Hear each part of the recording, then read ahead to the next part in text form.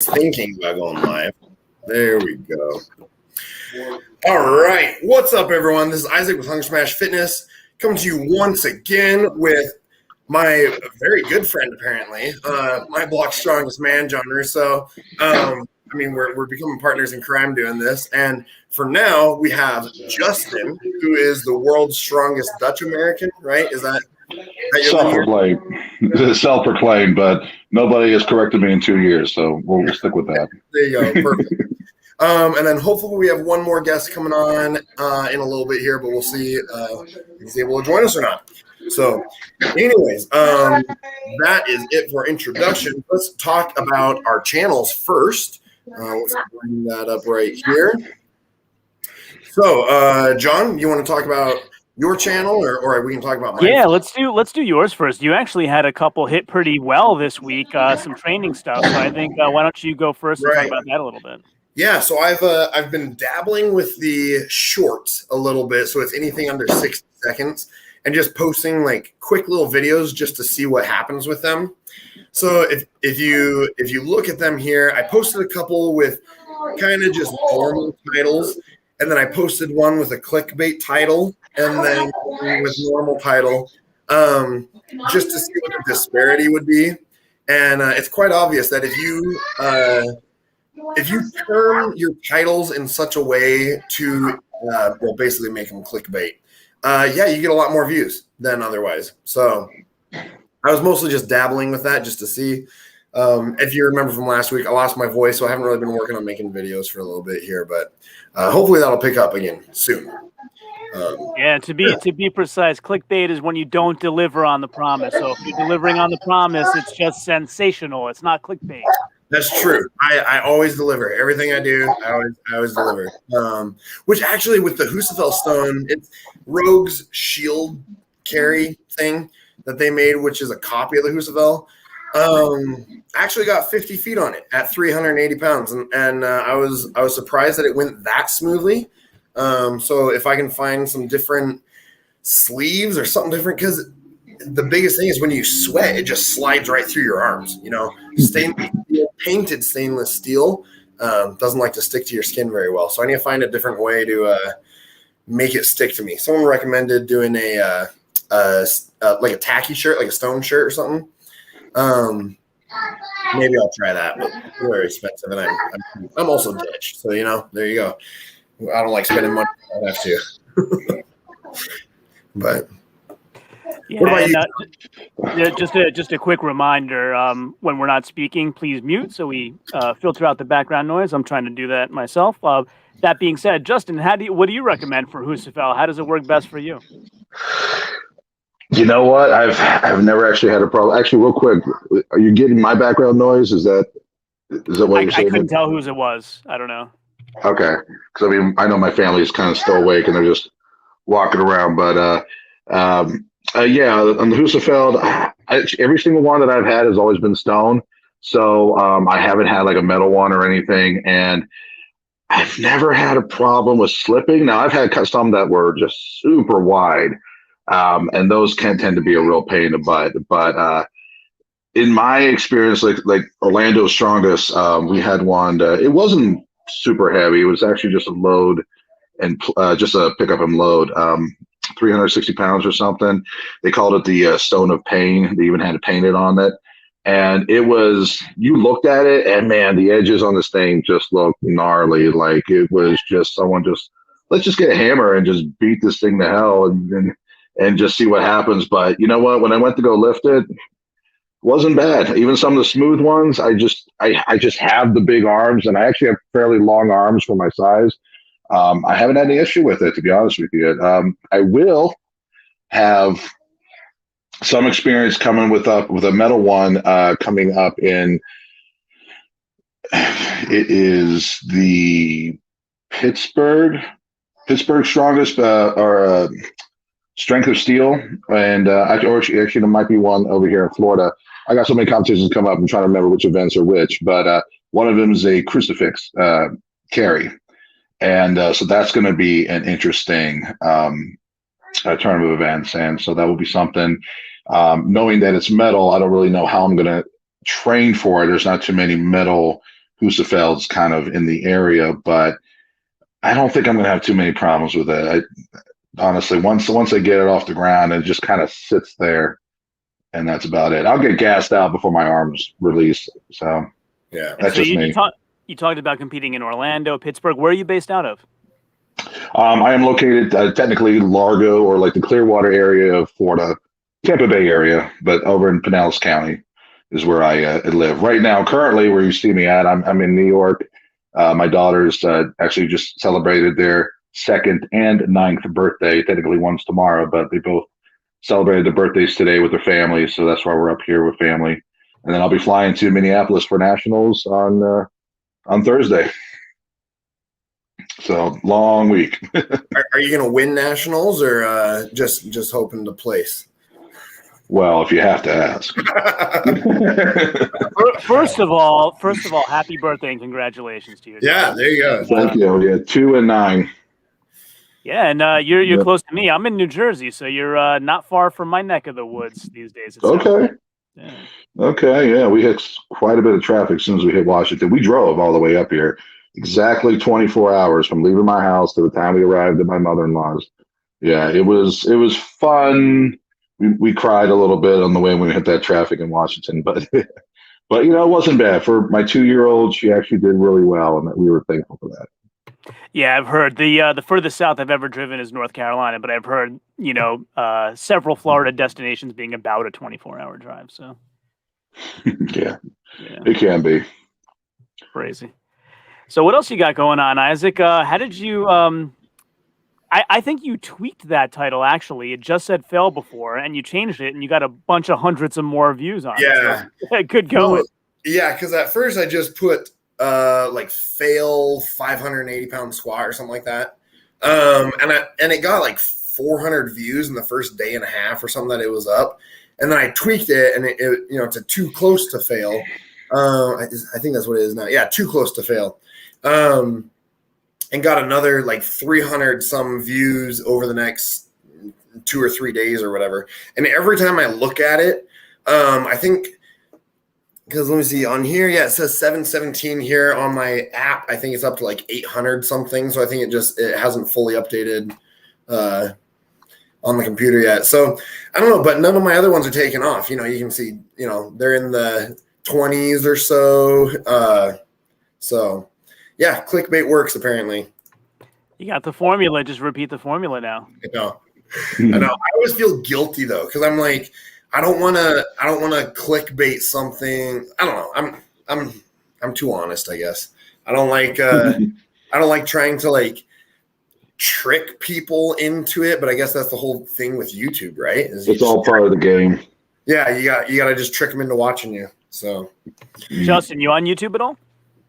So I do have a channel called The Strength, and I don't have many videos. It's all, I think, except for one, it's all under 60-second shorts. I still have to learn, I'm pretty good with Instagram. I've been pretty good with Facebook. I'm the generation when, MySpace and Facebook all started off and everything. So you kind of think I would have been able to keep it up, but, YouTube and other social media, they change so often, and life goes on. I'm not able to just kind of sit there and really figure out every little thing, at least not right now, but I want to. I mean, I want to build it up. I want to be proficient in it. I want everything to kind of match up. And I'm kind of working towards that. It's just going a little bit slower than I would like, especially when I have my 2-year-old with me most of the time during the day. But she requires constant attention. She's getting in and everything. I know how that can be. Reach out for tips anytime, though, buddy. Happy to help. I heard. I would appreciate that. Yes. We heard a little secret that JF Caron's starting his own channel too, and I offered him some help as well. Mm-hmm. Yeah. I've been following quite a few of those guys' stuff.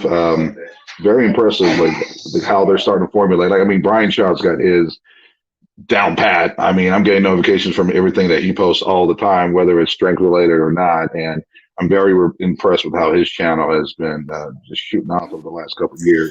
And so I'm starting to see that happening. Yeah, especially for someone who's still actively competing to be so proficient in all these other areas. It's very impressive. I think I just need to find a 13-year-old girl with a camera and just start going at it, because she's going to know more about this stuff than I am. I got a 9-year-old. Maybe I got to get her started. I know. So, Justin, Nationals is this coming weekend, isn't it? June 5th. Yes, sir. Nice. What are the events there? So we're going to start off with a log axle medley. That is event 1. Event 2 is the deadlift for reps. We have farmer's carry with a turn, 50 feet down, turn 50 feet back. The turn has to be in hand. You're only allowed 2 drops. Then it is the keg and sandbag medley. And then final, we're doing a Atlas load, carry and load, actually. That has definitely been an interesting transition. The weights are definitely respectable. I've hit comp weight in every event a couple times already. The one that I'm kind of concerned with the most for myself is the deadlift. And I'm hoping that I'm also, my goal mainly is to finish every event. My minimum goal going in is to beat, because I've only been doing this officially for a year and a half. So my minimum goal is to beat half of the group. There's 37 in my class. However, I've been given a lot of praise. There's been a lot of people with high expectations of me, and based on what I've been posting online, which some say I shouldn't be doing, but I can't help it. I should do very well. Podium is my ultimate goal. To win it would be fantastic, but obviously, I'm a humble person. I want to make sure that I don't injure myself. I am finishing every event, and I'm having a great time. I'm having fun. I want to have fun doing it and learn from it as well, but at the same time, be as competitive as possible.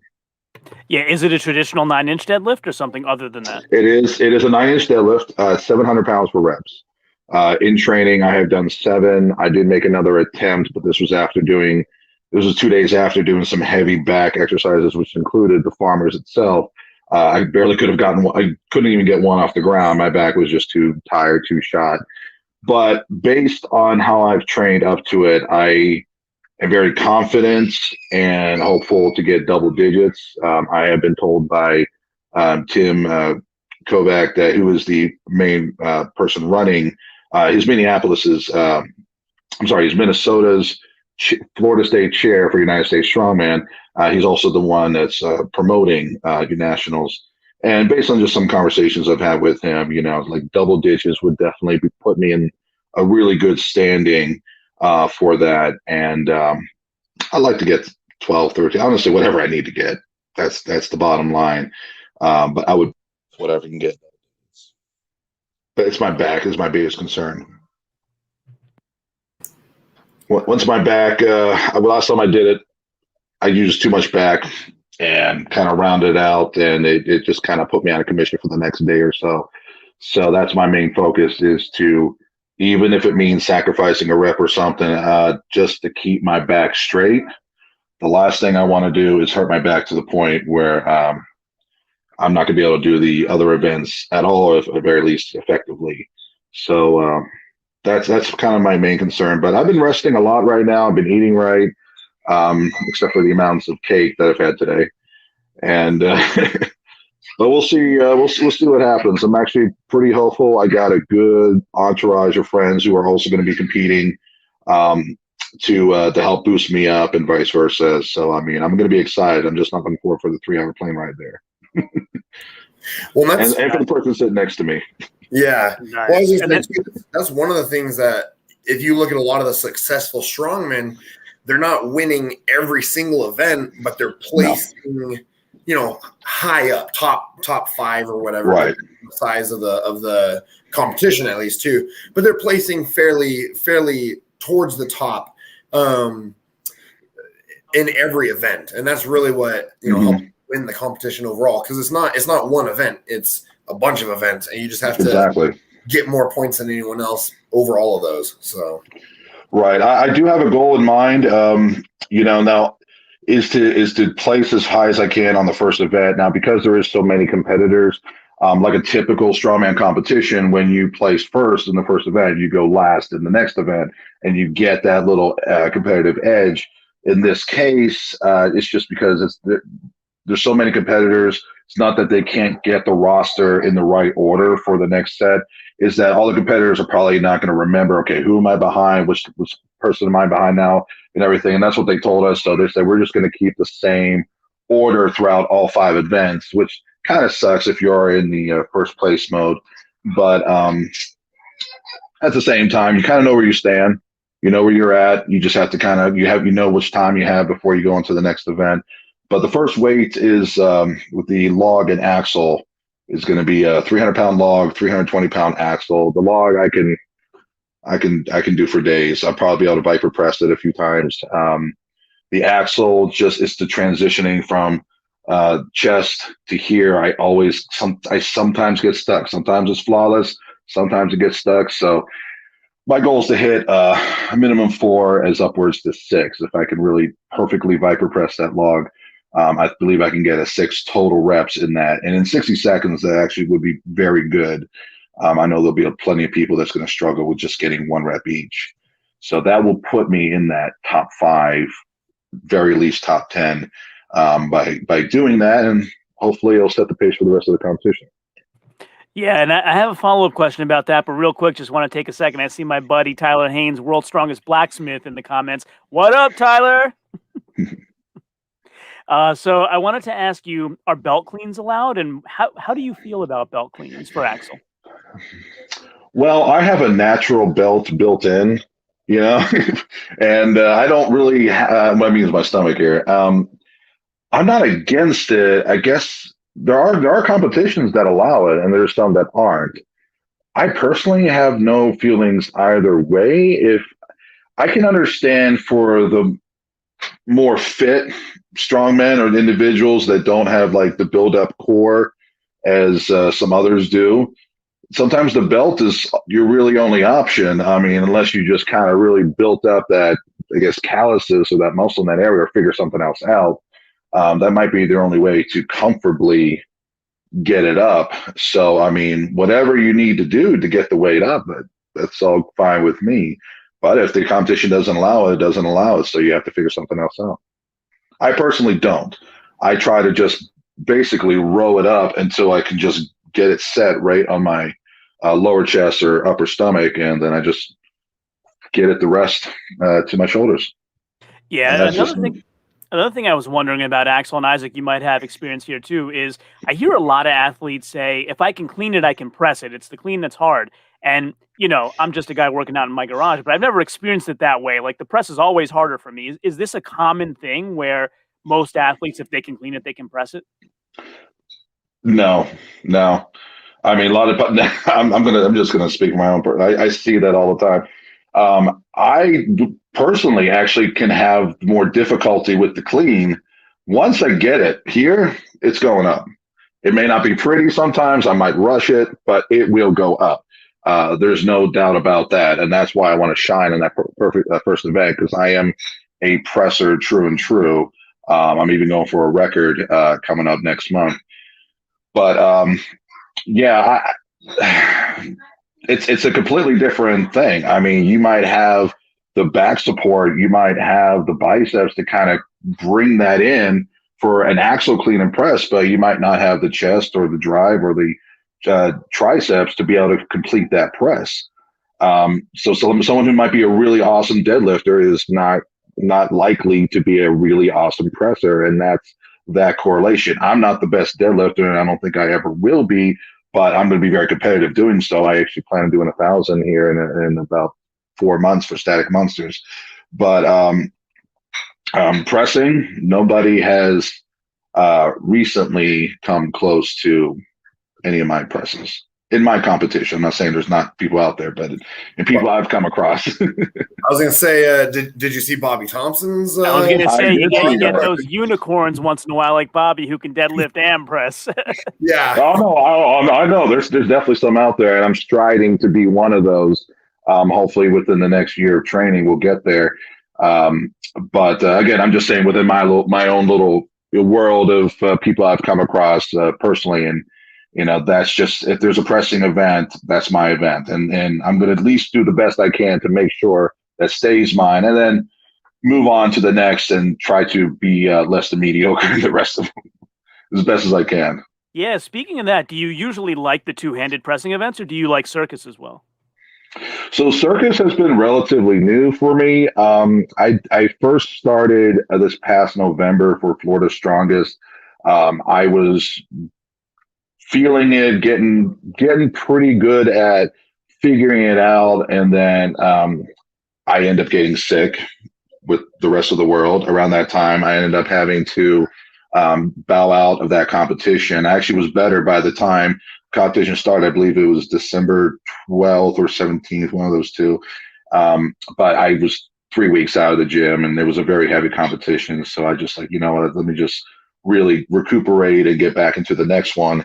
And that was a Florida State record set for the Circus dumbbell, which it didn't. It's the most technical lift out there. I'm sure a lot of people that have done it, especially in competition, there is so much that needs to go right, so much that can go wrong in that particular lift. I love it, and I feel like I can be phenomenal in it. I just need some pro tips and some pro tweaks in order to help me surpass the. Right now, my PR is at 210, and I'm pretty comfortable with that. I'm trying to get right now as heavy as possible. It's been a while since I've done it, just because I've been training for nationals, but I think I can get it. I have Dimitar 17 that actually lives in Orlando. He works out at one of my friend's gyms, Aaron Conway's at Iron Life. Met him multiple times.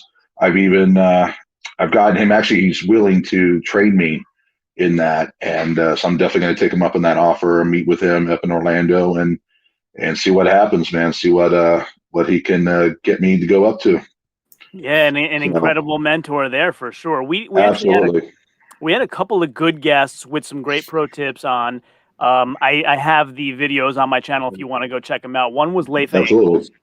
Leif Ingalls, and the other one was Anthony San Lorenzo. He's a pro middleweight. He goes by Muscles Marinara on IG. So, you know, I enjoy Circus. I just use a fat grip on a regular dumbbell. And I was asking him for tips. And so Anthony told me, first of all, forget about this, like it's a shoulder exercise. It's a leg drive with shoulder stability. So, and then once you are trying to do the press, you have to shift your hips underneath it to keep the center of gravity over the center of your body. Took a lot of practice for me. Like it kept getting away from me off on a tangent. And then when we had Leif Ingalls on, she actually has a YouTube video on, I forgot whose channel it was. It wasn't her own, but her technique is you don't stand right over it when you're cleaning it. So you step away from it. So when you pick it up, it swings back through your legs and then forward up onto your shoulder. So you're using very little energy to clean it, and you have all your power left to do the press at the end. So both of those things kind of helped me go up maybe, I don't know, 15, 20 pounds without being any stronger. So it was the clean. I actually have no problem. I've actually cleaned a 300-pound dumbbell, got it to my shoulder. The second it was at my shoulder, I knew this thing wasn't going to move, but I got it to my shoulder, and that's half the battle, right? I have no problem with the clean, actually. It's just finding that right pocket where you can set it in, and it's my biceps are not to toot my own horn, but it's one of the largest out there. I mean, I got 26-inch biceps on a good day, at least. And it kind of hinders the mobility. I don't know if you can see me here. It kind of hinders the mobility of getting in that right pocket. So sometimes I end up having a little bit of play around, and you're definitely wasting energy when it comes to doing that. And you're right, not a shoulder exercise. And I've kind of quickly learned that over the time,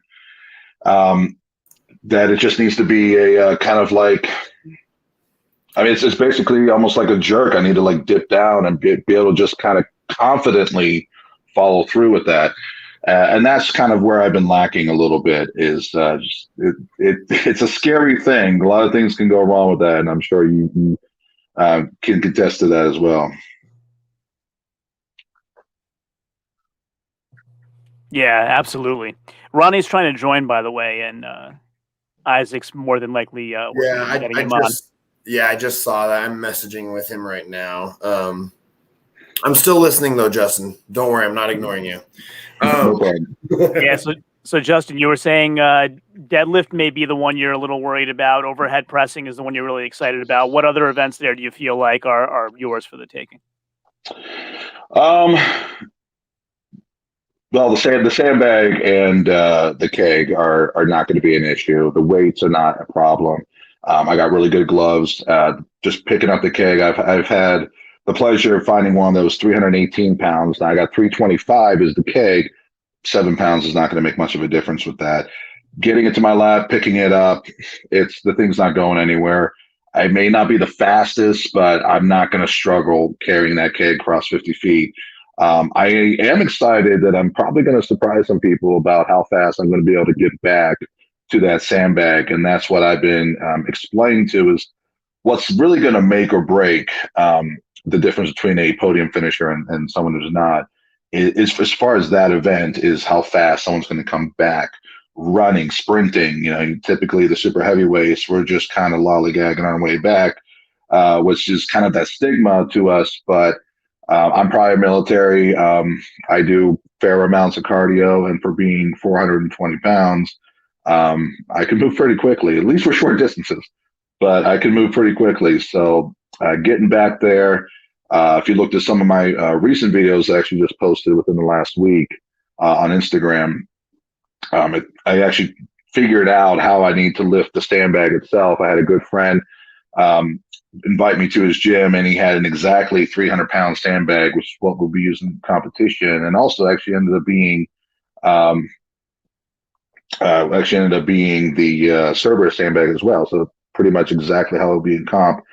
Initially, I was going to pick up the sandbag kind of like a baby a little bit, just kind of tilt to the side, put my dominant hand, which I'm left-handed, down the bottom, and just kind of pick up, get it to lap.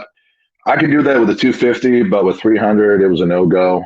So I needed to change my game plan on that. And I was kind of dreading going to the gym because it's 2 hours away from my house. And I'm really glad I did, because by me needing to figure that out, basically turn it on its side. Same thing like you see with a lot of pros. Let it lay down on the side. Just get your hands underneath, row it into your chest. And once I did that, it worked out no problem. So, and I was able to do that 3 different times. So I'm glad I got to figure that out.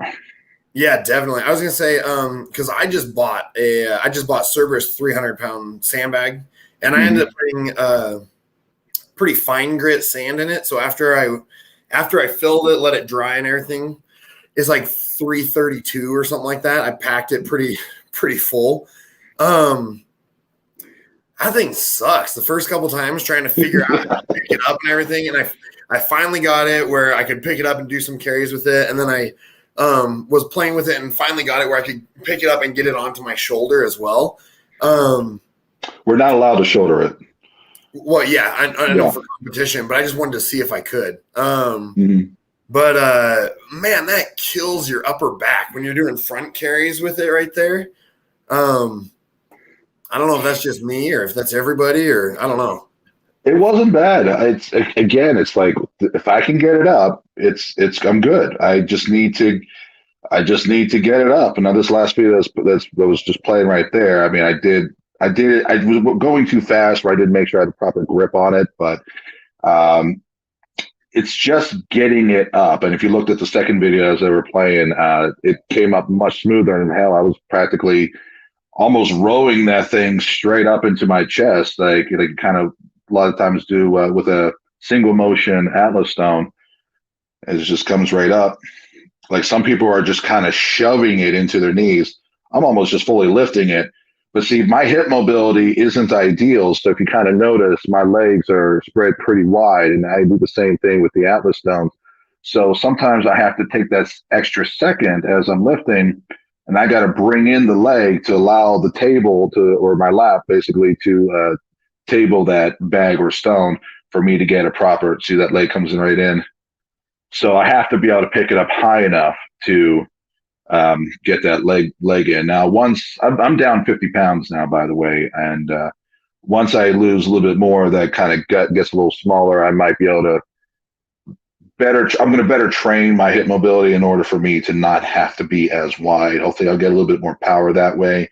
So, I mean, it's all going to be in due time, but if I can adjust with what I got now it's just going to make me a more powerful, better strongman later on.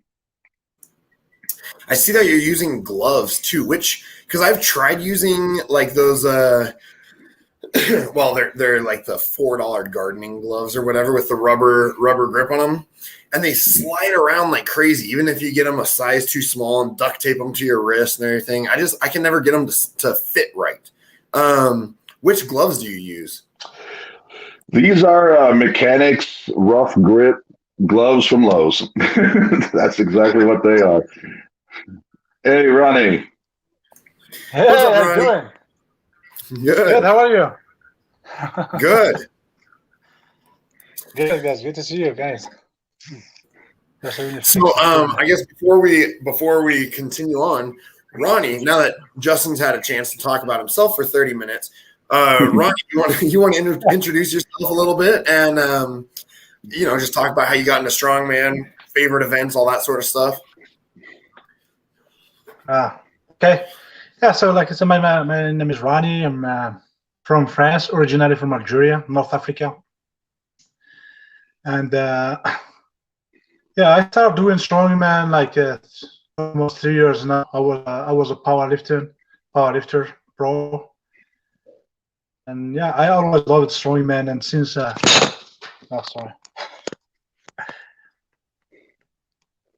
Well, you look like Thor, the mountain, Yeah. Yeah, go ahead.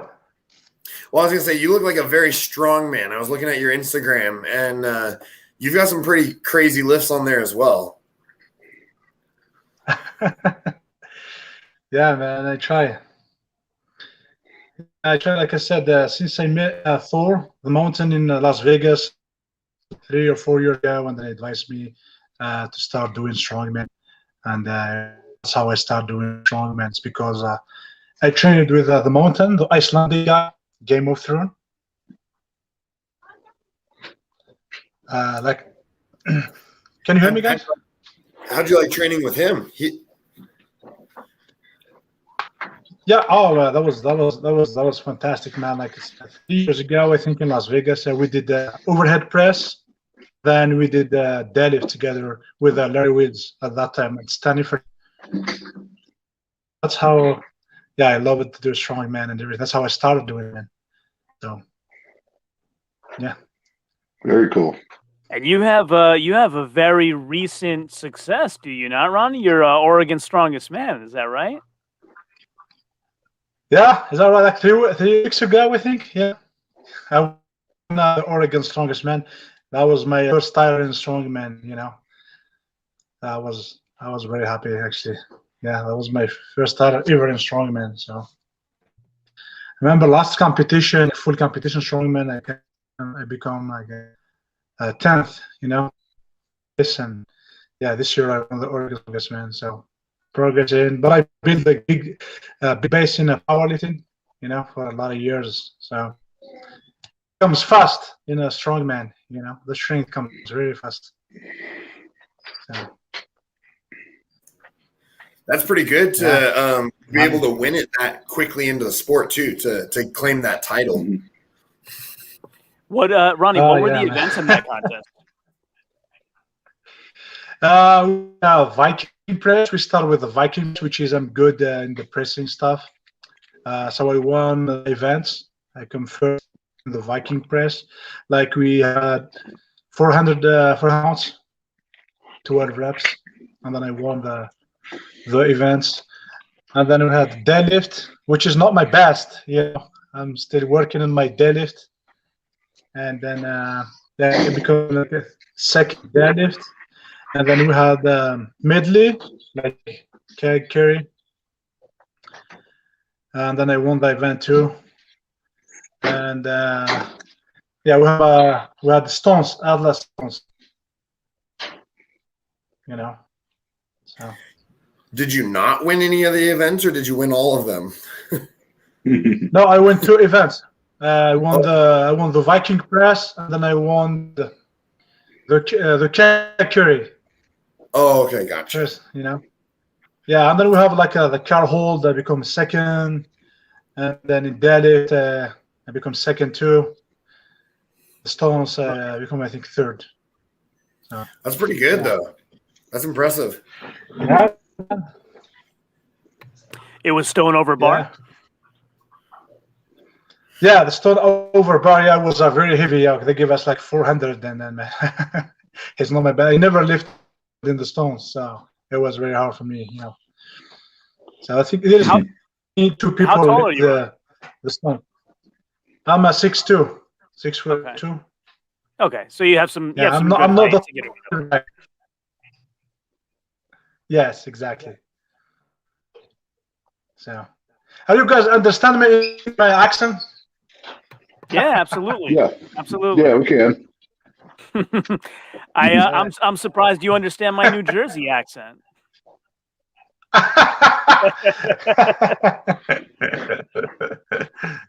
Yeah. Well, Ronnie, I'm just up north of you because I'm up towards Spokane. So I mean, well, it's an 8-hour drive or whatever for you. But if you ever end up coming up towards Spokane, let me know, and maybe we can try and work out together or something. You can show me everything you know. Oh yeah. Yeah, absolutely. I compete in Vancouver next month. Oh, Vancouver, Washington. Yeah, that's the battle. Yeah. What's that? What? Go ahead. Oh, yeah, I think that's about 6 hours away from me. I think. I'm on the other end of the state. Oh, okay. But. And then the Rainier Classic's coming up in August, right? Yeah, that's, I don't know about that. Yeah, what's his Josh Hatfield, I think, is the one who's running that one. I know it's run out of his gym. I don't know if he's running it, but it's run out of his gym. I know Maxime Boudreau told me he's thinking of competing there. So Josh told me there's going to be quite a few pros there, men and women. Yeah. Didn't he say there's like 20-some pros that are going to be showing up or something like that? I think so. I think it's 10 and 10 men and women. I asked him to give me the list because I want to promote him, obviously. Yeah, I was thinking of hitting him up and just seeing if I can just have a seat there, or be like a spotter loader or something, just to maybe get some strength through osmosis,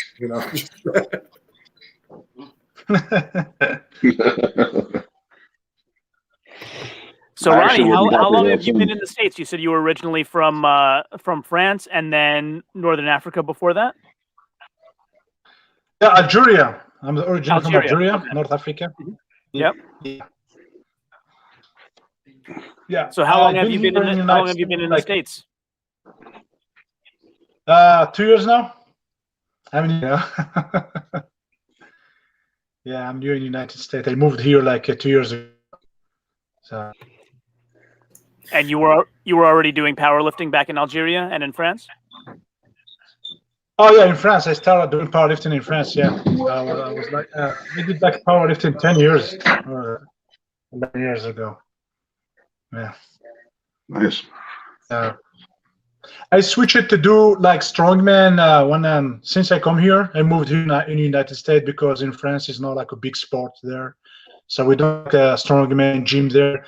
I was training in the commercial gym. I was doing like the lifting in the commercial gym, but I always want to do strongman, but I can't because the gyms there is now like we have only the commercial gym, so you can't do strongman in the commercial gym, right? Yeah. So what are the main differences between powerlifting and strongman that you've noticed so far? We like to ask a lot of athletes this question. And the powerlifting is, it's 3 movement. You have like bench press, deadlift, and squat all the time. So same movement all the time. Can I jump in on that one? Absolutely. The number one thing, hands down, is the camaraderie. You got powerlifters from different gyms that are basically feuding just for the simple fact they're from a different gym. But some might use this type of chalk. Some might have a wider stance. Some might have just certain small differences in the way they train with that particular gym that they think is better than the other. And as much as to the face, there's a lot of two-face going on with that. And in strongman, I'm not saying that strongman is 100%, roses and cinnamon and blossoms all the time. There are a couple bad eggs in there, but since my experience in doing strongman, anytime I go to a gym to train any specific event for whatever reason, I could be the most noob person in there. Everybody's willing to help, even middle of competition. I will be there helping anybody that needs, letting anybody borrow anything that they need to borrow for that particular event, and vice versa. And the other thing that I've noticed is when it comes to injuries, when it comes to a serious situation, especially in competition, it is the fellow competitors that are always first on the scene. And you see that in World's Strongest Man, you see that in Arnold Classic, you see that in just your run-of-the-mill competitions, mainly because the guy that I'm competing against, yeah, I want him to do well, but of course I want to beat him. So I'm going to be watching very close to see what's his time. Is he doing the reps? I'm going to be counting myself. I want to make sure that, whatever he does, I can do one better. But that's going to make me watch the closest. So if something went wrong, I may be very, very likely to be the first person to see it. And then vice versa. If I'm doing something and then something were to happen, or I run out, or I fall down to my knees after doing a 50,000-pound truck pull, sometimes people that just happen to be closest to me might be there first, but they're not going to know what to do. You got the competitor who's just going to bulldoze them way through, and they're going to take off the belt, remove everything. They're going to make sure that I'm breathing properly. And, I don't see you. I'm not saying it doesn't happen. Of course, people want to be safe, but the level compared to strongman and powerlifting, just the camaraderie is fantastic. And that to me is the number one reason why I do it. I just love the people that are surrounding me and I surround myself with. And I know in nationals, even if I don't win first place, I'll be leaving with a lot more friends. So I'm excited about that. Yeah, I mean, I think that's a pretty common perspective among all the strongman athletes, and it bleeds over into the fans as well. Like I just started, reaching out to and DMing different strongmen, and they all answer. Like I wouldn't be able to find that in any other sport. I remember the day I messaged Isaac, and I was like, "Can you believe I DM'd Donna Moore and said, 'Would you do an interview?' She said yes." Like this would never happen in any other sport. Right. Absolutely. And that's the thing, you get some other thing, that people just kind of want to promote themselves. I mean, I'm not going to go in any specific sports or anybody specifically, but people just want to promote themselves more than they want to promote the sport. And strongman has, thankfully, over the last 10, 15 years, has exploded to what we know and love now. And that's because of us. That's the competitors wanting to just dibble dabble in every single outlet, not because whoever's going to pay us the most or whoever's going to have the most views and everything, but spreading the love, spreading the word to even people 5 years old right now who are watching this, who's like, I want to do that someday. And there's going to be a plethora of individuals helping you out. So, yeah. Yeah, absolutely. And speaking of spreading the word, just to take a quick break, if we haven't mentioned it yet, anybody who hasn't subscribed to Hunger Smash Fitness, please, should be a button right on the bottom of your screen there. Give Isaac a subscribe, like this stream, and when we're all done here, get a little sticky note, write it out to yourself to go over to my blog, Strongest Man. Subscribe to me as well, and watch a whole bunch of my videos. Like I got 5 guys that are going to World's Strongest Man this year who I've interviewed, and Isaac has a bunch as well. So definitely subscribe. It helps us out a lot. It takes you 2 seconds to do it, and it helps out the YouTube algorithm gods a lot for us. So we really appreciate it. So just wanted to take a moment to remind all of you that. What's up, Terminator the Terminator? I see you in the comments. And Ronnie, Terminator the Terminator has been asking for you as a guest for a long time now. So we're very happy to have been able to match this up finally. Thank you. Yeah, I appreciate that. Yeah, that's how the sport growing, Yeah, Terminator, right. definitely give us your questions. Now that Ronnie has been able to join us, give us your questions for sure. And if you have not subscribed to Ronnie and Justin on Instagram as well, we can pull up their Instagram pages as well. Make sure you head over and go and like all their posts and all that sort of stuff as well. Just give them some love. Yeah, and by the way, Ronnie and his brother Victor have an active YouTube as well, so please go ahead and subscribe there. Thank you, guys. Yeah, Ronnie, what's your you want to talk about your YouTube channel at all? What's the name of it and everything again? Yeah, I have a YouTube channel like 4 years ago. It's bro about story about the brothers, because I started doing the sport like when I was I started doing a powerlifting. I was with my brother, Victor. He stay in France. He live in France right now. So that's how like we started our YouTube channel, Strong Brother, Strong Bro. And yeah, well, this is my YouTube channel. It's a small YouTube channel, but I would like doing YouTube, and so. Well, we all have to start somewhere. I mean, my channel's still kind of small too, but I mean, it's slowly growing, and by collaborating with other people and all that, it grows. So, to anyone who's watching this, go over and subscribe to his YouTube channel as well. Help him out. Yeah, and anybody who just joined right now, before or after we discussed Ronnie winning Oregon's Strongest Man, it looks like he's got a video where he discusses that. So definitely check that one out. That should be really, really interesting. Yeah. Ronnie, just because I've seen your videos of you doing the Viking press and everything, man, I would love for you and I just to kind of go head and head, man. Just see what we can do. Get a set weight, either just max reps or max weight. I would really get a kick out of that. It'd be fun. Man, I know you are a monster. You are a good presser, so it's gonna be hard to me, to be in your level. But I'm gonna actually say my last competition, Space Coast. It was a 330-pound Viking press. I've definitely done way more as far as weight, and it was kind of a little laughable. It wasn't my intention to kind of finish it like this, but the guys that came in second and third, they finished 14 reps, and then they're using a leg drive and everything, and then I come up and my legs didn't move. It was just straight press. I got the 30 reps, and I still had 20 seconds left on the clock.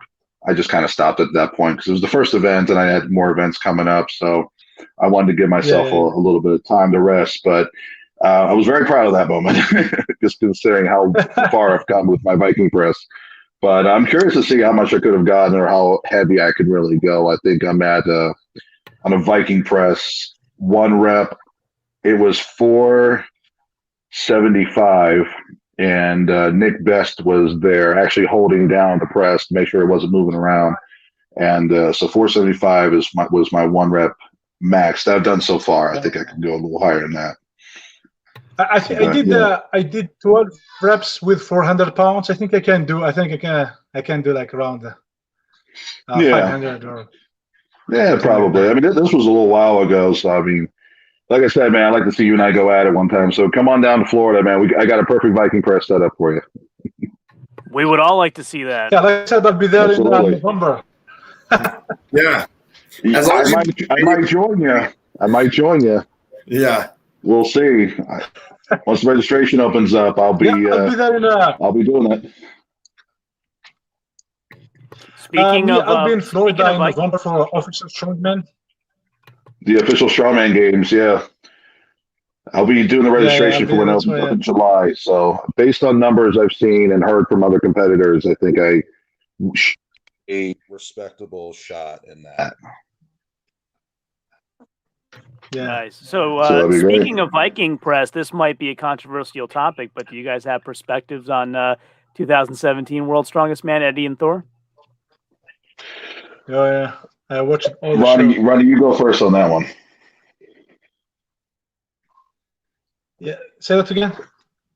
I was. You go first on that one. I have to tell my daughter something real quick. Yeah. To the question again. I didn't hear the question for the. So I was saying, since we're on the topic of Viking press, one of the most famous or infamous Viking presses of all time was 2017 World's Strongest Man, Eddie and Thor. And so I was just wondering, do you have a perspective on what happened there? Yeah. Well, actually, to be honest, I didn't understand exactly what's the problem between Thor and Eddie Hall at that time, because I don't know.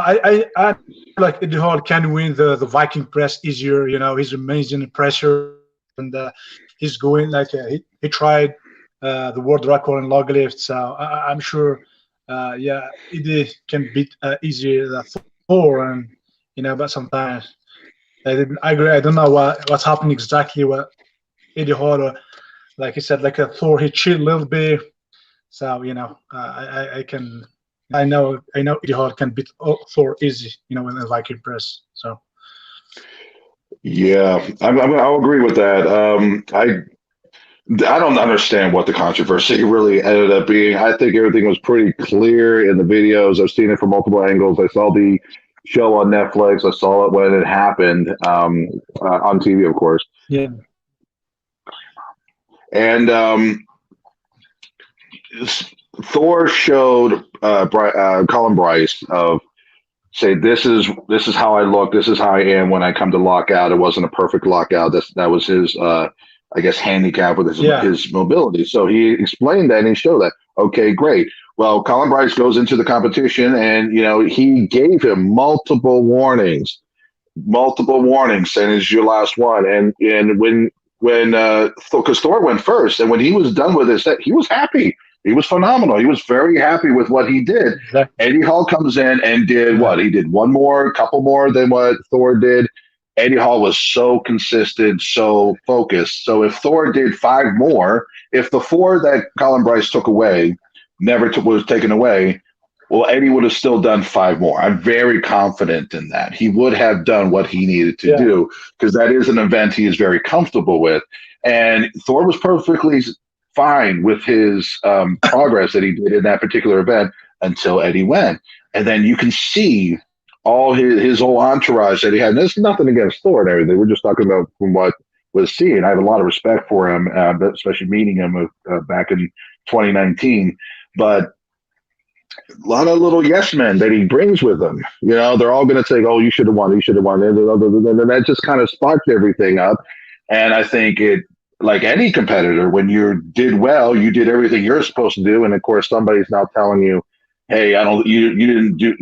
I need to win. I'm the one that's supposed to win." That's not going to sit well with any competitor. If Ronnie, you just won Oregon's Strongest Man, I say, you know what? I bet if I competed in your competition, I would have beat you. Well, that's rude. That's going to take away from what you just did. Congratulations on your competition. Same thing when if I won one and someone says, "Hey, I would have beat you if I competed. Something happened." So that sparked the controversy between the two, and then of course the calling out to the others saying, "Okay, what time, what place, and we're going to have a boxing match," and just saying that I'm better than you, you're better than me, and everything. Prior to that competition, they were friends. They've had many workouts together. They've communicated. They've had events together. They've had years of training together. And honestly, I actually personally believe they're kind of friends now. And then they're probably just building up the hype as much as they can for this upcoming boxing match. I would be hard pressed to believe that they have any true animosity towards one another at this point. I mean, time heals all. This has been well over a couple years, and with everything's going on in the world, I'm sure has delayed the time and just allowed them to progress to themselves. Going to be a great fight, and I'm very excited about it. But Eddie won that event fair and square. Any competitor, we've all had reps every once in a while not count or do something that might have put a bad taste in the judge's mouth. So, or the judge's eyes, at least. It happens. It's Strongman. You just got to kind of learn from it and apply what you learned to the next event. Yeah, so I'll say 2 things there. One is I agree with you. Eddie is the master of doing as many reps as he needs to win an event and not any more than that. So he did 1 more, and if he needed to do 2 more, he would have done 2 more. The other thing I'll say is when I was watching Thor from an uneducated point of view, I'm like, what is this double dipping thing all about? And I saw it. I'm like, well, that's really slight, but if it's against the rules, it's against the rules. Then you watch Eddie, and I'm like, that form is perfect. Now I know what it's supposed to look like. Okay. Yeah. Oh yeah. It's pretty obvious. That's why I kind of try to not use my legs in my pressing if I don't need to. If I get tired of my arms, then I'm going to bring my legs into it just to get those extra couple reps if I need. But if I can maintain my Viking press, no matter what the weight is, and just use my arms as much as possible, why not? If I'm comfortable, why not? So I'll use my legs when I need to. At least no one's going to argue about the double dip when the time comes. So, exactly. on that note, at this time, we have a question in the comments for Ronnie. Ronnie, what's your max log? Oh, my max log in competition, I did 350, but now I think I can go 380, 370. So I'm working to get that 400 in log lift, in max log lift. But yeah, my best in competition, I did 350. So. What about you, Justin? What's your max log that you've done? My max log that I've done in competition, I actually have not posted this video yet, is 400. I'm not in competition. This is in the gym. In competition, I've actually never had the opportunity to do a max log, believe it or not. I will. I believe it is September 4th, Strongman Corp competition. That's going to be in St. Augustine, Florida. I believe there is going to be a max log, which I'm pretty excited about. That being said, we have Europa, United States Strongman Europa. That's going to be July 2nd and July 3rd over in Orlando. The July 2nd is going to be a record breaker or record setter event. There will be 3 separate events. The max log will be one of them. The current record for the super heavyweight for log is 425, and I am signed up and reckon to break that. So that is my goal for the upcoming month and a half of training. That, as well as a super yoke, 1,100 pounds. My goal personally is 1,100 pounds for 30 feet without drops. So how does the Wow. I saw your post about that, the 1,100 pounds for 30 feet. Is the weight set, but the distance is just as far as you can go, or? Nope. So it's what. So right now there is no USS record, state or national, for the yoke. They are creating that, so it's going to be whatever. The distance is a set 30 feet. The weight can be whatever I want it to be. So if it's a 500, if I just like, you know what, I'm tired, I'm just going to put 500 pounds on the yoke, and there's nobody else that signed up for that event or for that particular competition, then, well, that's the record, 500 pounds, and somebody can break it the next time they have it. Obviously, I don't want to make it that easy. And I've done 1,000 in competition of 30 feet with only 4 drops. This was actually my first ever sanctioned competition, the Tampa Bay Classic, about a year and a half ago. And I look at it, if I could do that then with the lack of strength and knowledge and experience that I do now, imagine what I can do now. So I'm hoping minimum, this will depend on the day, 900 with a goal of 1,100, a super yoke for 30 feet. Again, no drops. I will have 2 attempts. So that's the goal. Yeah, so I walked away for a second. We're talking about your yoke record attempt. This is my favorite topic of today, actually. Okay. Awesome. Yeah, I can't wait to see that. Yeah, that's. I'll be training hard for that. I mean, the most recent videos I posted was 800. I went about 35. I think it was actually close to 40 feet with that. I felt pretty comfortable. I had no drops. So it's the first time I've done like a heavy yoke in some time. Again, nationals training's been my priority recently. But yeah, I'm not too worried about the main competition for Europa. That will be July 3rd. It's pretty common, pretty relative to my training. So I'll just kind of dibble dab in that a little bit. But my main focus will be the record breaker and the setter for the yoke and the log.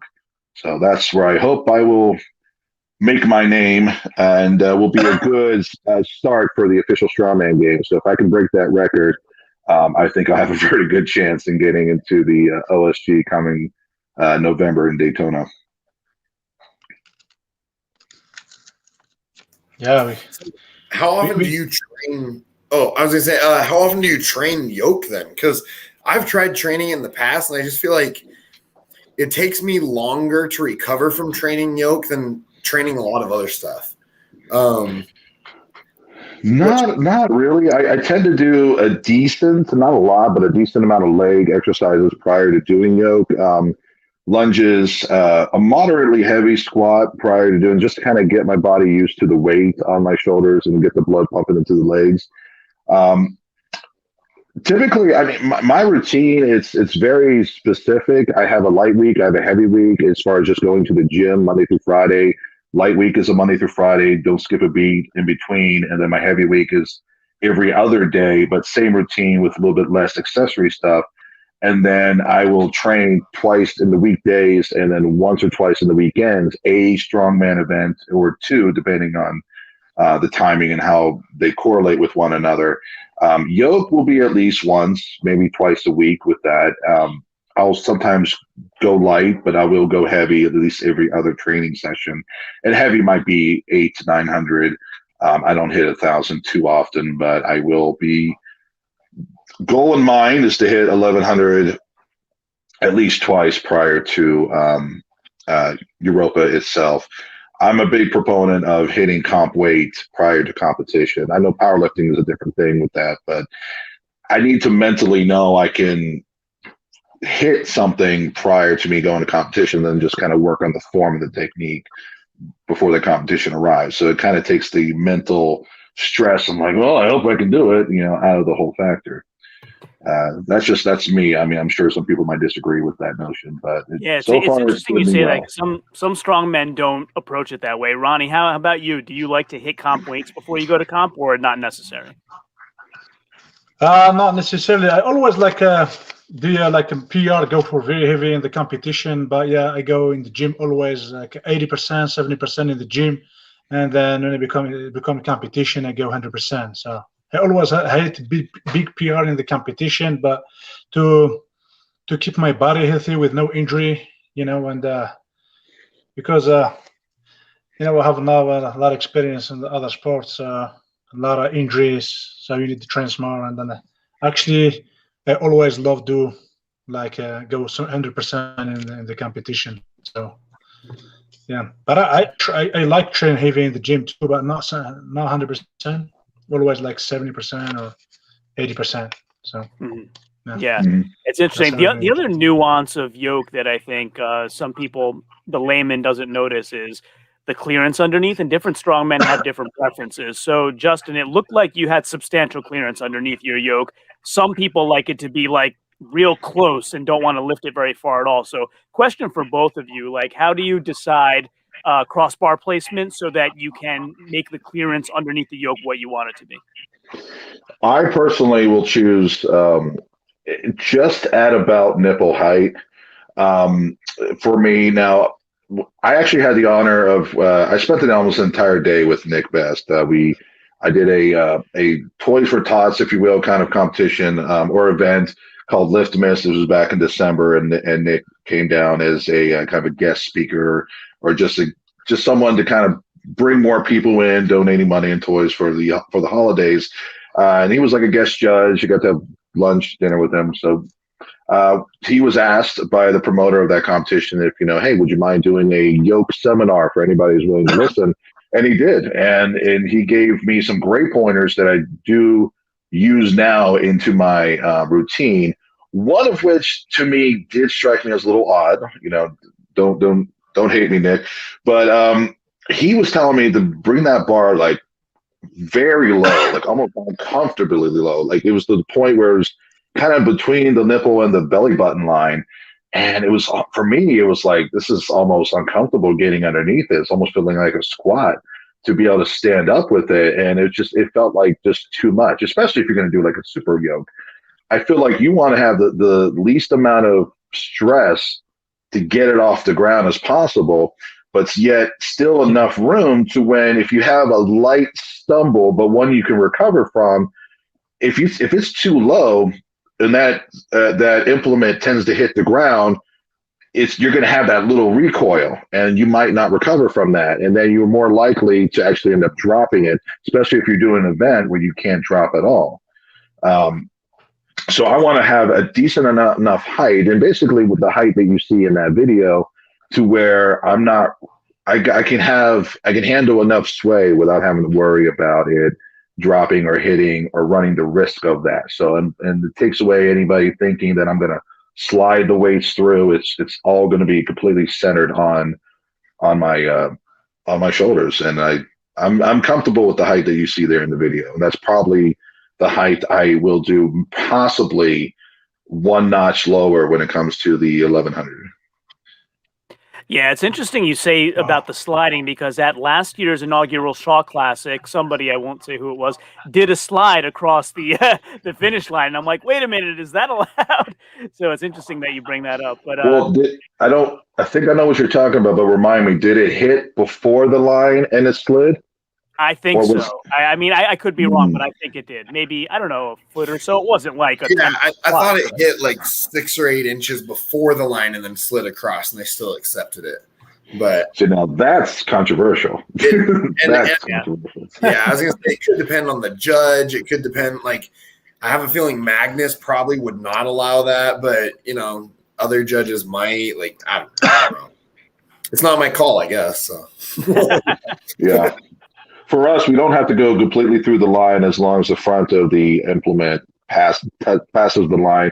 That's the same thing with the farmer's carry for nationals. We don't have to go all the way through it. Just get that first inch through, and then that's it. And so I'm glad that that's the case. Yeah, it's interesting.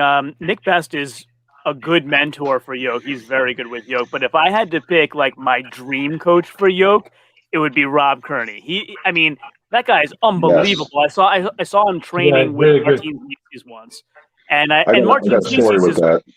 Martins Leases is good with yoke, but Rob Kearney just made him look like he was in a different league. It's just he's unbelievable. He would be my dream coach for yoke. Can I say something with that? Yeah.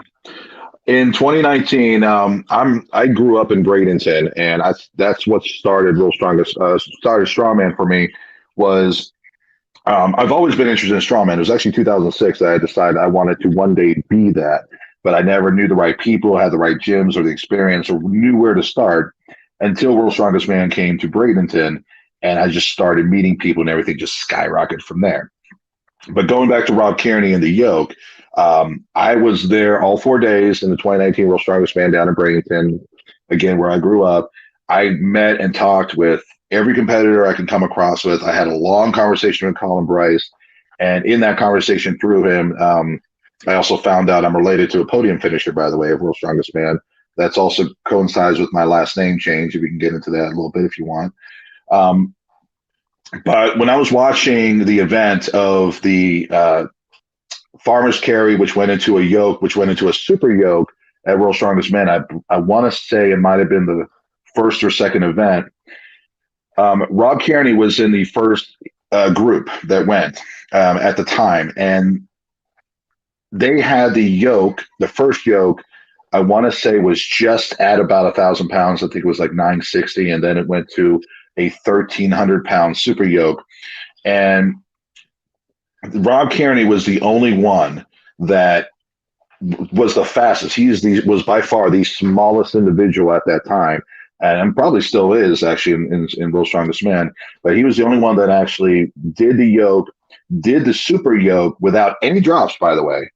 And it wasn't until this second group started that they actually dropped the weight by about 150 pounds or so. They dropped the weight of the first yoke.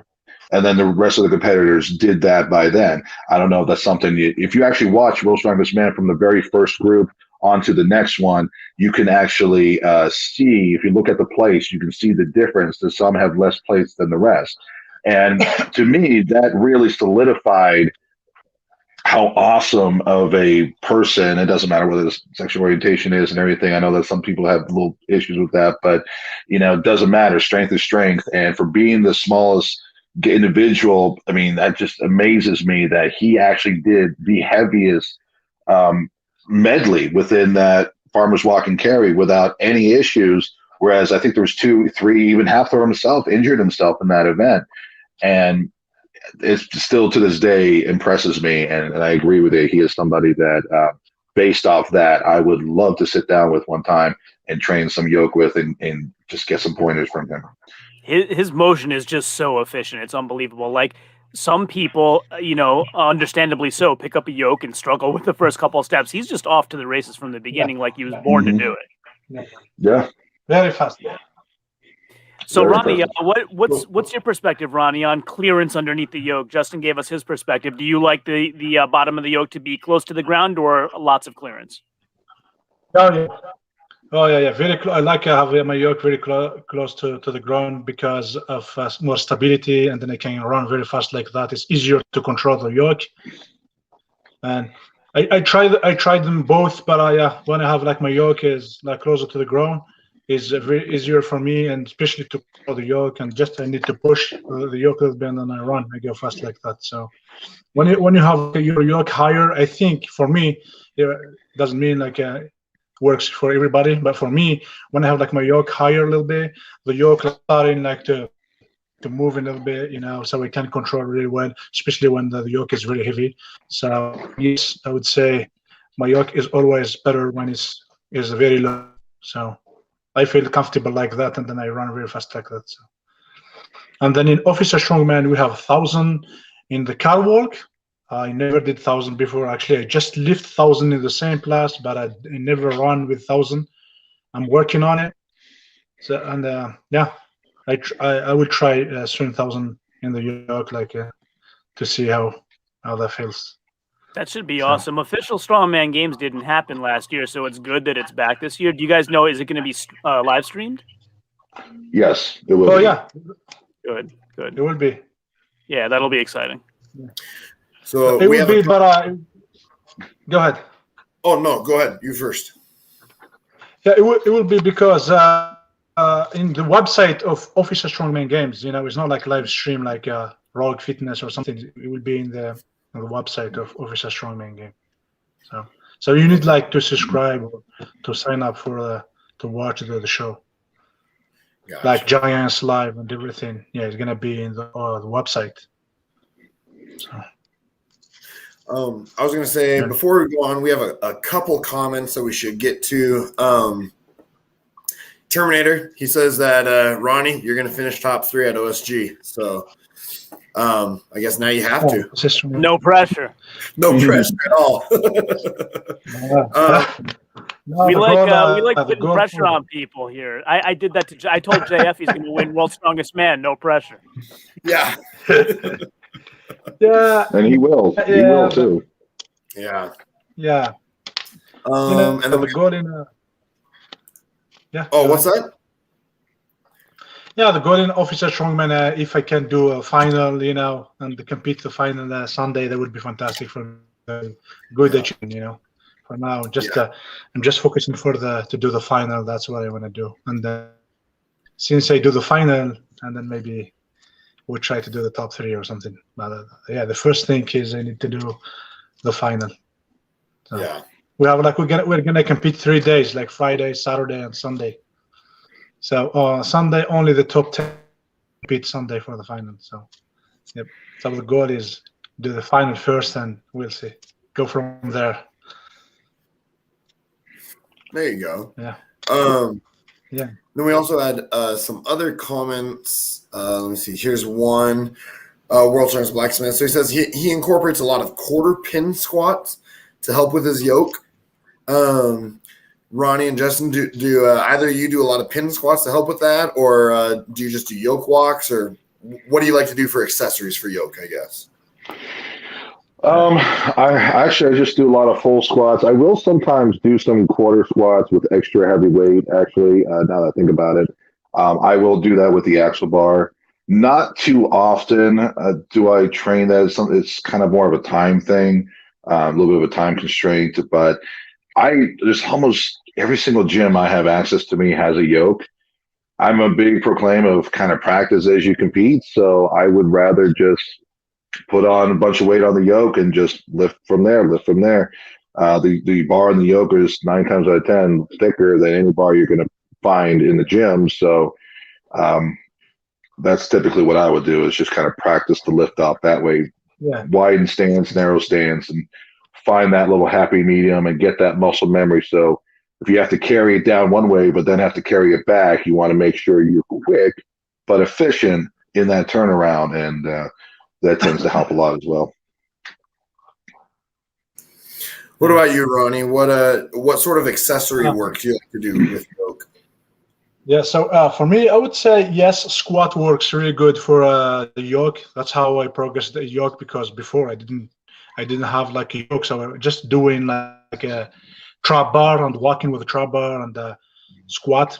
And now, yes, since I have yoke, and you need, like I said, Justin, you need to practice with the yoke. Like if you wanna lift heavy in the yoke, yeah, you need to do. Farmers help for the yoke too, and the sled push helps for the yoke. And yeah, I always before doing my yoke, I always love starting doing like front squat before.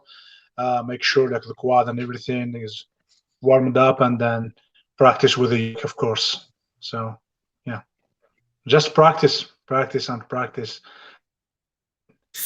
Yeah, practice does seem to help, I think that's one of the best ways to get good at something is actually doing it. But yeah, but it's interesting. The front squat warm up is interesting because I think, honestly, we don't talk about warming up enough. And so I like to, whoever I interview, I always ask, like I asked Travis Ortmeyer questions about what's the proper warm up for deadlift and things like that. I think it's important to talk about warm ups because it doesn't get talked about enough. So that's a good point, Ronnie. Yeah, I always warm up like for 30 minutes, at least 20 minutes, before doing my training. I love taking my time. I made some mistakes before, and I got injury. So now, yeah, always like taking my time, and for everything I do, first thing I do is like take 30 minutes warming up, make sure I warm up good, and then I go from there. So warm up is very important in our training. It's not just. I know in competition sometimes we don't have like a time to warm up.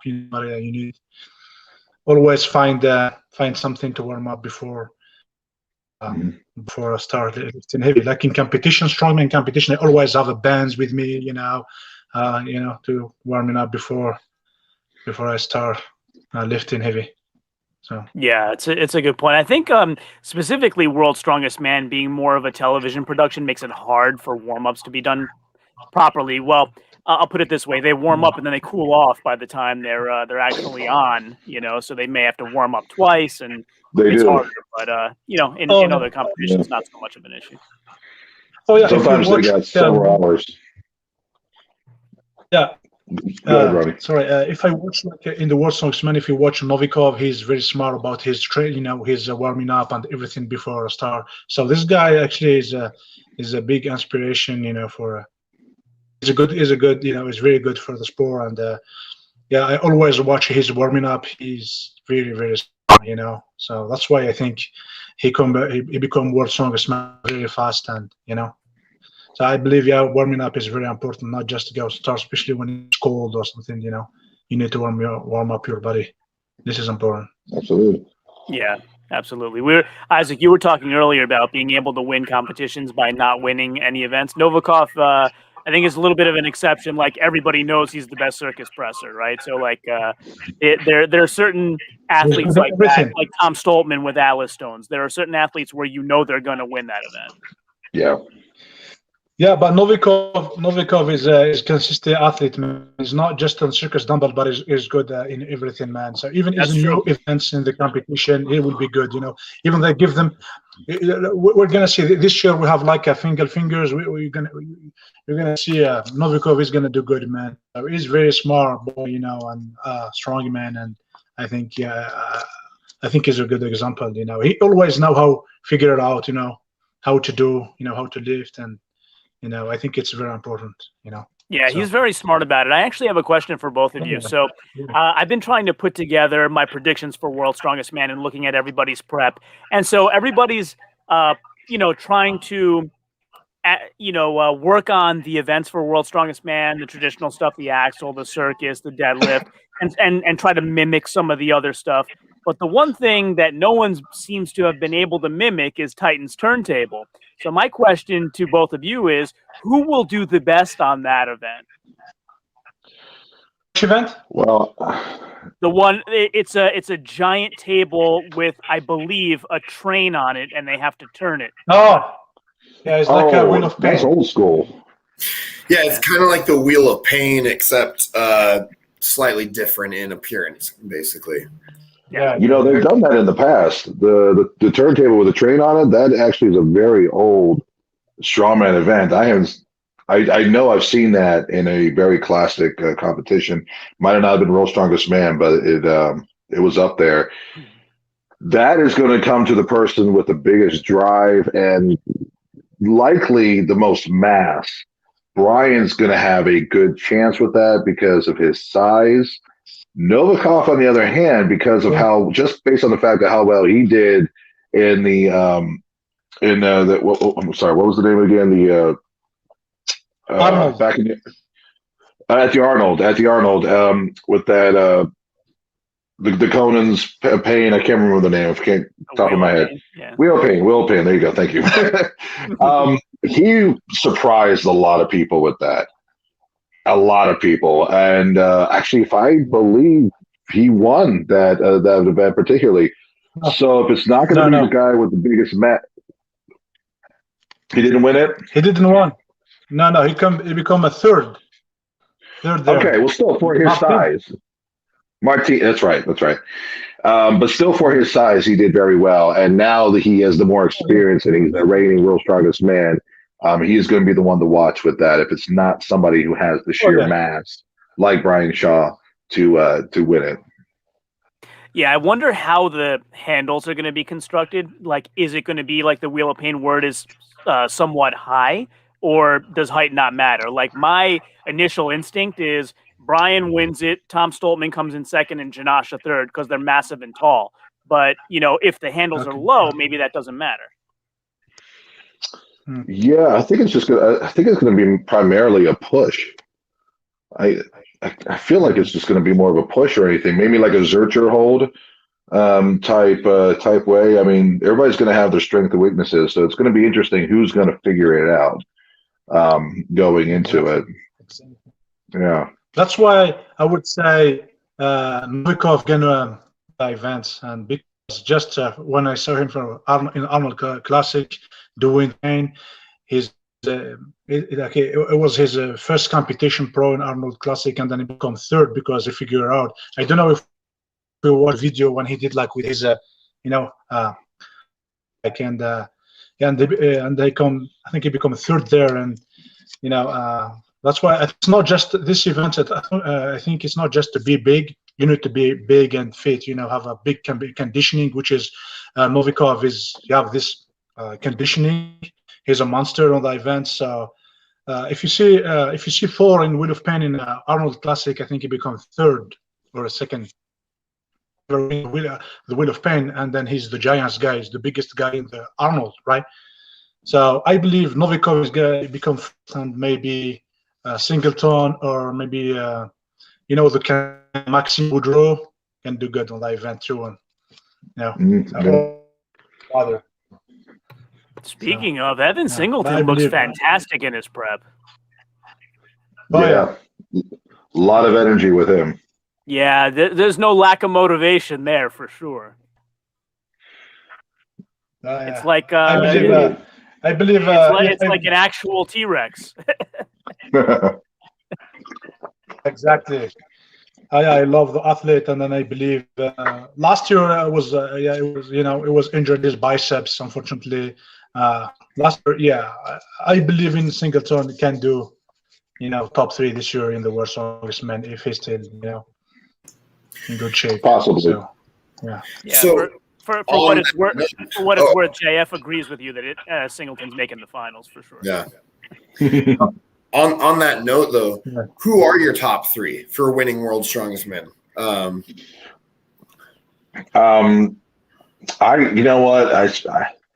want to see Brian do it. I want to see him win his 5th title. I kind of felt bad for him. How not just how it ended for him, but all the repercussions that came with that. I want to see him, kind of like make a lot of people eat their words from last year. So I would love to see that. And I think, his prep has always been on point. He is smart. I think being how smart he is, he's going to take what happened the last couple of years, learn from it, and hopefully apply it. And, hopefully we'll see something great from him this year. Also, you can't deny the arbitrage, man. He's getting closer and closer every year. So I think Tom Stoltman's going to have a really good chance this year. Yeah. And then finally, of course, Novikov. I mean, he's still training phenomenally. So I wouldn't be surprised if we have a back-to-back win this year. What about you, Ronnie? Who do you think are going to be the? Me, it's hard to say, because a lot of strong athletes right now, the new athlete, Luke Richardson, and he's and Evan Singleton. This guy and Maxime Boudreau. This guy is a monster. But I would love to see JF, Jean-Francois Caron, win the competition because they've been in the Jerry Pritchett. They've been in the sport for all the years. They never won the world's strongest man. I would love to see JF win the world's strongest man with Jerry Pritchett. But like I said, it's very hard to say who's gonna win. But I would say, yeah, JF win the first place, and then Novikov and maybe Tom Stoneman. So This is my before I ever prediction knew for what the the world's events strongest were, man, I by the way. had I said I had depends Caron, who's gonna come in good shape for Novikov. the world's strongest man. Yeah, I said before I ever knew what the events were, I had JF first, Novikov second, and Pritchett third. But now that we know the events, I have to rely on the math. I got to redo the calculations based on all of their prep. The thing is, though, JF is notoriously secretive. He doesn't post much of his prep, so I'm going to have to go by what he did last year and the fact that he improves every year, little by little. Mm-hmm. I agree with that. Yeah, I would love to see. Yeah, if his pattern holds true of improvement over many years, JF has to be he's due to be second or first based on the pattern he's been on. Absolutely. I like to see that. I think he impressed a lot of people with his Atlas stones. I remember seeing him from 2019 as well. So he's definitely a force to be reckoned with. And he's the most humble guy, too. Super humble, super nice. Very humble, yeah. Yeah, when I interviewed him, and I think Isaac had the same experience. When I interviewed him, he behaved like he was my best friend from the very beginning. Like he's such a nice guy. Yeah, and Jean-Francois, he improved a lot. This last 5 years. He just last year. He become like third in the world's strongest man. And I think second was world ultimate strongest man in the Bahrain. And he won like the Brian Show Classic. So yeah, I believe JF he can win the world's strongest man this year. So that Hummer Tire deadlift record was something to watch, huh? At the Shaw Classic. Yeah. Oh yeah.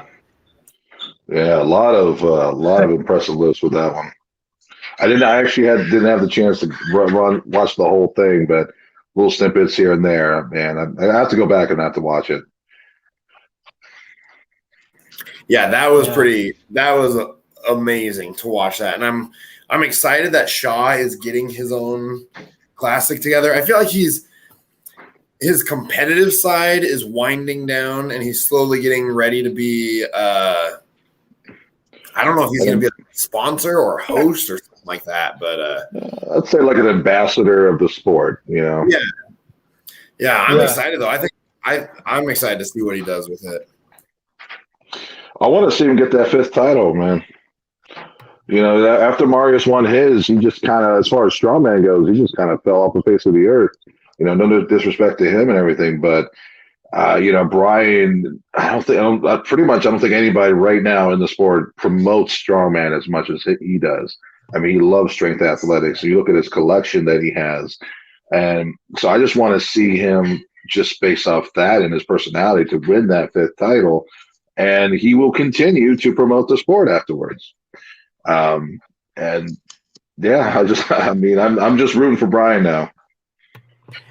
So before World's Strongest Man this year happens, where does Brian Shaw rank all time for you? Oof. And then you can answer if he wins a 5th. Does that change your mind? If he wins the 5th, he will all time number 1. Absolutely, hands down with that. Currently, I would put him as top 3. Bill Kazmaier would still be up there, and that's just because of the sheer rawness of the sport of strongman as it was back then. The times with liability and certain injuries and everything, they had to change a lot of things that maybe things have definitely gotten heavier over the years, but I mean, sheer human strength was more back then. So I'm going to give it to Bill Kazmaier still being number one, and then for me, number two would also be Mariusz Pudzianowski for looking like a bodybuilder and being a force to win World's Strongest Man 5 times. Is still incredible. And I remember he actually still managed to do a plane pull after pulling his bicep. So in earlier that day, so the mind over matter when it came to pain, and Mariusz Pudzianowski, I still think has been unchecked with other competitors today. And Ronnie, what do you think? Do you agree? Oh yeah, I agree with that, 100%. Yeah, with Casimir, Brian, and yeah, Pudzianowski is monsters. I love Thor too. Thor, Eddie Hall, is really good for the sport too.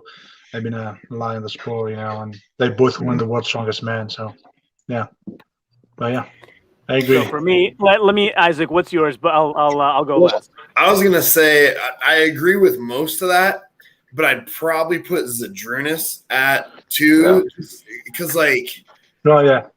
I mean, every year he was setting a new world record or something. It's just like the dude was insane, and he didn't compete at necessarily the best time because there were a lot of other really competitive guys. I don't know, but Zydrunas has always just been one of my favorites. Absolutely. And he's still not done. He still wants to beat his own log record, so much respect. And if he manages to do that, I will definitely change my top 3. With that, Zydrunas would be, if you were to ask me who's my top 4, Zydrunas would be within that 4th realm. Out of order, they would be within that. So much respect to him. All right. So for me, Big Z is number 1, and there's nothing anybody can do to pass him. Brian is 2 right now. Brian will still be 2 if he wins 5. 3 is probably Kaz, and that's only because he wasn't allowed to compete all those years. Who knows? He might have been the greatest of all time. I think all 3 of them are above Marius was amazing, but I think all 3 of them are above Marius because Marius was in the IFSA split, time period, so it's kind of hard to tell. But that's where I have them. I can respect that. Yeah, I mean Z has too many Arnold wins to deny too. It's just. Yeah. Z's got a lot of Arnold wins, and he doesn't. His as much of a presser he is now. He definitely he slimmed down. He kind of trimmed up over the last few years. I remember seeing him with his big belly coming in, having that baby face look that he did, and then still managing to put up so much weight that he did with the log, and not even there was no push press, there was no jerk press. It was a straight strict press with barely any change in his face when he did that. I mean, just by me talking about it, I think I might change him to put him definitely in my top 3. But yeah, you can't deny him. And again, the fact that he still wants to beat his world record of the log, a lot of respect after how many years he's been competing already. Yeah, he's all business. I forget if I think I heard this on Big Laz's channel where the question was asked about the greatest of all time, and they said, here's how I think about it. If you were stuck under a car, who's the one person you'd want to lift it off of you? And if I have to think about it like that, it's Brian Shaw. So maybe he's the greatest of all time. Actually, in that case, I would switch to Phil Pfister. Okay, because he was a fireman. So, he's gonna already have the jaws of life with him. So that, I would probably switch to that. But all you have access to is the trailer hitch on the back. There's nothing else. Everything else is covered. Actually, he was very good at the car flip, Phil Pfister. It was him winning World's Strongest Man back in 2006, the first American in 25 years. It was watching that at Disney World because for some odd reason, World's Strongest Man sends to air on Christmas Day here in the States. That was what got me started. It was the first time I watched from beginning to end. And I'm like, wow, I'm taller than some of these guys. I'm heavier than some of these guys. Like, this is something I potentially could do and do very well. And it was that year watching Phil Pfister and the rest of the strongmen of that era that got me interested to the point of I'm going to go to the gym and start lifting heavy, and with that in mind.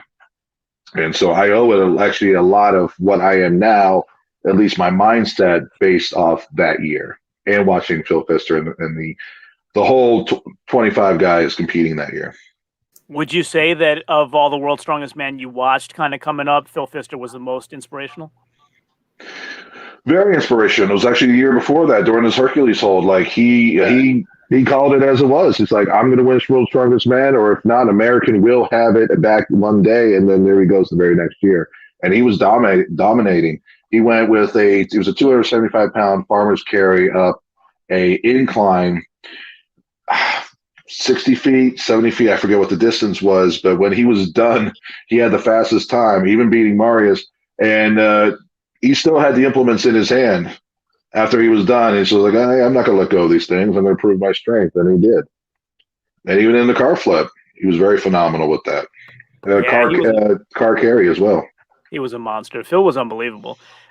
When I grew up kind of watching Magnus Samuelsson, Marius, who else did I watch a lot? Basically, like those two guys. I really love watching both of those two guys. I don't know if it's the arm wrestling crossover that got me with Magnus Samuelsson, but I love watching him.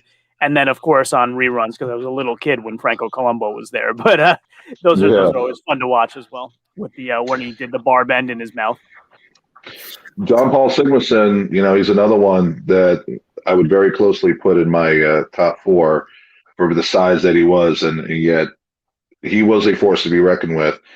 And it was, and if I may kind of segue a little bit, it was the year that he won in 1998. Roots Zelstra won third place, and he is the one that I am related to, by the way. Yes, I'm glad we got back to this part of the story. Tell us more. So I didn't even know about him, honestly, because I started watching since 2006, and I've been going back throughout the years to watch other events, just being interested in it. But, you kind of just keep up with the big names or whoever won throughout those years. So back in 2019, when I went to World's Strongest Man in Bradenton, it rained after the first event. So you see Colin and all the other staff members literally just taking out a bunch of white towels and just putting them on the pavement to just soak it up as much as possible to get it as dry as possible so they can do the monster truck pull. So while he's just walking around, I went to Colin. I introduced myself. I said, my name's Justin. I would love to compete in Strongman. This is what I'm trying to do. And, I come from Holland. And there hasn't been a Dutchman in Holland, and World's Strongest Man in a very long time. And I said, well, what would I need to do to represent the Netherlands in World's Strongest Man? Well, as many would obviously guess, I have to go to the Netherlands, win their Strongest Man, which then goes to Giants Live and then World's Strongest Man from there. So that would be that path. Not the most practical way for me to go because that would mean a whole lot of traveling. But, it is feasible. That is something I could do. I was born in the Netherlands, in Rotterdam, more specifically. And my whole father's side of the family is 100% bona fide Dutch, all throughout the Netherlands itself. So when I was talking to Colin, he was still on the ground, drying up the pavement. And, he says, so what's your name? And I said, well, my name is Justin Langhout. But my family's last name is Zylstra. And I was kind of asking him initially, the reason I mentioned that is, what name would I use? Would I use my legal last name, which is Langhout, or my family's last name, Zylstra? Thinking what sounds cooler, right? I'm just kind of being funny, like what name sounds cooler? Well, as soon as I said Zylstra, he stopped doing what he was doing. He stood up and looked at me. He said, we had a Zylstra that won third back in 1998 World's Strongest Man. I'm like, no shit. Yeah, I'm like, really? And he was a little bit telling me about him, and that was kind of where the conversation ended at that point because he had to go and do what he had to do. At that moment, actually a couple days later, I ended up calling my dad and I asked him about, do we have a strongman in the family? He was like, oh, well, let me know. Let me figure it out for him. Go through our family records. And I did a little bit of research on Wout Zelstra. and turns out he's from Friesland. Friesland being the northernmost state in Holland, and that's where my family originated from. So I'm thinking, okay, what are the odds, right? My father then messaged me a few days later, and what we believe is that my my great grandmother and his grandmother were sisters. So that I believe that comes down to me being like a third cousin, kind of distant cousin. And once I realized that, I'm just like, how freaking cool is that? Not only does World's Strongest Man come to my hometown, I don't have to travel to another country in order to see it, but I also met the Florida State Chair of United States Strongman at that competition, who is now one of my really good friends. And I met a few other influential people, got to hang out and meet with a lot of strongman. And at the same time, then I kind of find out I'm related to one. So if I can ever make it to World's Strongest Man, that would actually make me, I believe, the first legacy in the sport. So that would be something really interesting to strive for. And as a quick little snippet on my last name, my grandparents on my dad's side had 6 children, 3 of which were born before they got married, 3 of which were born after they got married.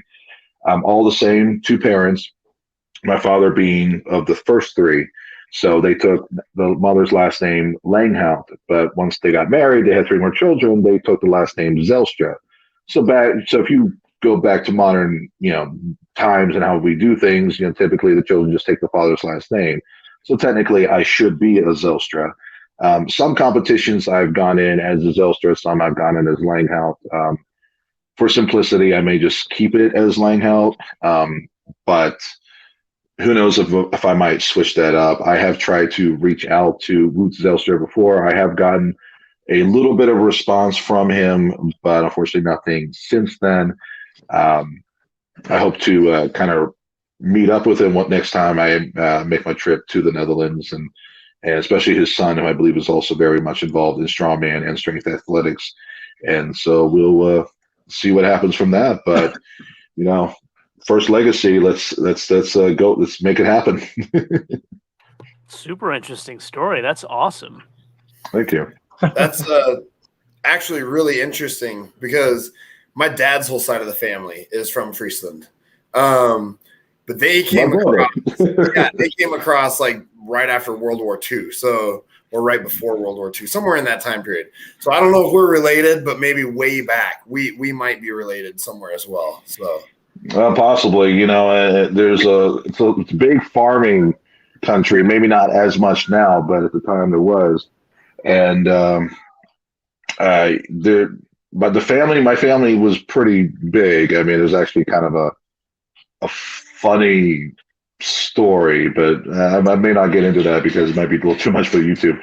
But my family ended up getting pretty huge. I think my grandmother was one of 6, and there was kind of 2 sets of litters, if that makes any sense. But yeah, it's just kind of interesting of the sport that I'm interested in. I find out somebody that has actually podiumed in the biggest competition in strength athletics. So that was all I needed to hear to figure out that this is something I very much need to pursue as much as possible. That's pretty cool, though. I mean, either way, like that's still pretty awesome. Yeah, thank you. But I was gonna say, because a little bit ago we were talking about earliest memories of strongman and stuff like that. It's really funny because I think partly why Zydrunas is one of my favorites is because one of my first memories of watching strongman is when he's trying to load the stones on the podium and it falls off and bounces off his chest, like the 280-pound Atlas stone or something like that. Mm-hmm. And for some reason, that's like one of my first memories of strongman. And I was just like, all right, I want to be like that guy. That guy, something's going on because he just had a boulder that's heavier than your average human or whatever bounce off his chest, and he just stands up like nothing happened. And I was like, that's all right. He's pretty cool. He's all right. I agree with that, man. He's a legend. I've seen a lot of accidents in World's Strongest Man. I'm sure you all have seen them as well. And yeah, not many guys come back from some of those incidents. And so luckily that was one that he came back, and of course came back the way he did. Yeah, except Big D. Which one? He got a lot of injuries, but you know. Oh yeah. Yeah, Big Z. You know, he won his last title. I think, his last World Strongest-Man, I think, at 40. You know, it's not. There's not a lot of people, I think, who won the World Strongest-Man at 40. Yeah, it took him a while to get going, but then once he got going, it was sort of a regular event. Yeah. But oh yeah, I love to watch Big Z and Brian show. You know, competition. They've been like 10 years together. You know, Big Z win. You know, Brian win. You know, it's big competition. You know, it's big battle between Big Z and Brian show. You know, yeah, Brian often refers to that as the greatest rivalry in strongman history, and I agree with that. Yeah, it's on par with Kaz and John Paul Sigmarsson too. Like that, I think when you get rivalries like that going on, it helps the sport. When you get rivalries like Eddie and Thor, it kind of detracts from the sport, you know. So one rivalry that I first probably noticed in just my recent years of watching World's Strongest Man, again back from 2006, was between Big Z and Mikhail Kuklayev. When it came to log press and overhead press, man, those guys were neck and neck. Big Z a lot of times would get that heaviest weight or that last rep. But for somebody the size of Mikhail, I mean, come on. I'm actually very surprised he didn't get further than he did. At least in the pressing, I mean, he was always phenomenal for his size. Phenomenal, man. I don't know if you remember 217 Arnold Classic between Brian and Big Z. 217 when Big Z won, like it was close, you know, when Big Z won the Arnold Classic. 8 times Arnold Classic champion. And I loved 217 battle between Brian and Big Z, you know.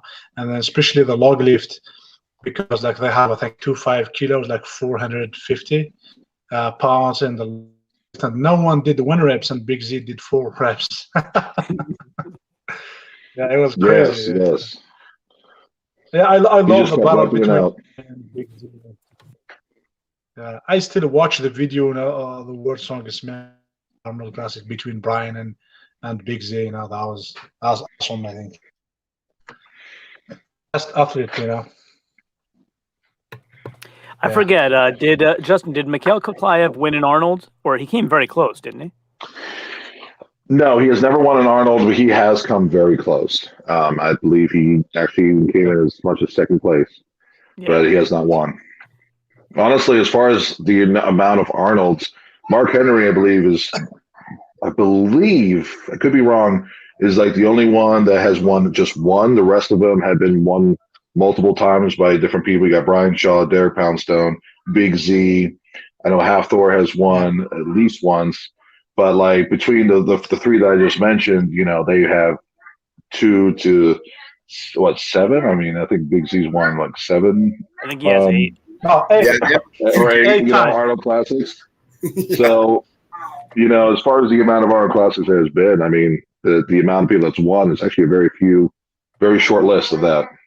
Yeah, Mark Henry's another incredible athlete, and I think we're going to wrap up here soon. We could talk forever, but I was a pro wrestling fan growing up too, and like, you know, you get a little older and you start to learn like some of this is choreographed, and I thought it was part of the gimmick. Like I thought this is a really strong guy who is not the strongest guy in the world. It's part of his gimmick, and then you learn about him going to the Arnold.